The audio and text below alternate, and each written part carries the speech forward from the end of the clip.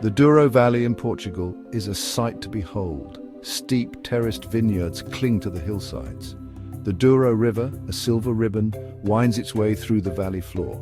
This is the home of port wine, a fortified wine enjoyed around the world.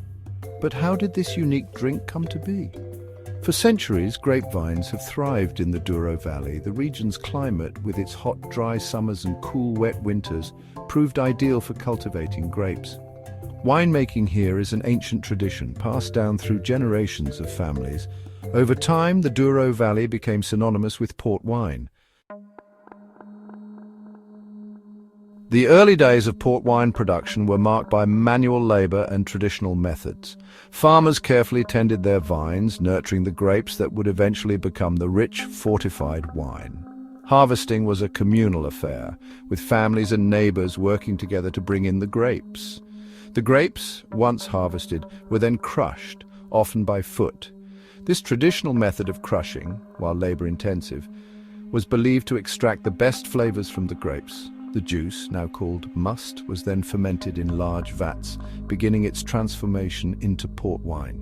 The fermentation process is crucial in crafting the unique character of port wine. Unlike other wines, port's fermentation is halted before all the sugar converts to alcohol. This is achieved by adding a neutral grape spirit known as aguardente to the fermenting must.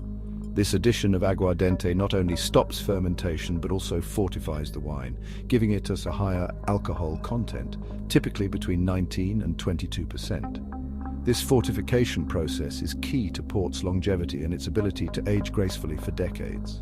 After fortification, the young port wine is transferred to oak barrels. These barrels, often old and seasoned, impart subtle flavors and complexities to the maturing wine. The aging process can last for years, even decades, depending on the style of port being produced.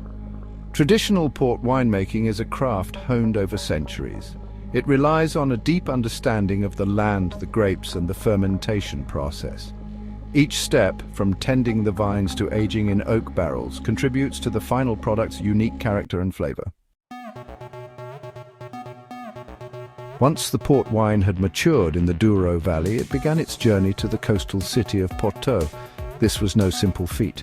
The Douro River, while beautiful, was also treacherous, particularly for the flat-bottomed boats known as rabelos that transported the wine. These rabelos, guided by skilled oarsmen, navigated the river's currents and rapids, carrying their precious cargo. The journey was fraught with danger. Storms, rocks, and shifting sandbanks posed constant threats to the boats and their valuable cargo. Despite the risks, the rabelos became an iconic symbol of port wine. Their elegant design, with a single sail and a high curved stern, was perfectly adapted to the Douro's challenging conditions. The sight of these boats, laden with barrels of port, became a common sight on the river for centuries.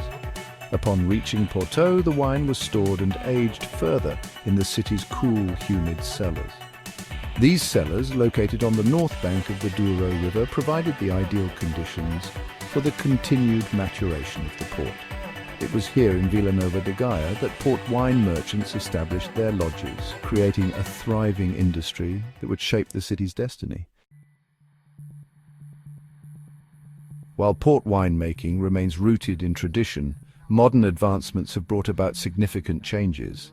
Today, alongside the picturesque terraced vineyards, you'll find modern wineries equipped with cutting-edge technology.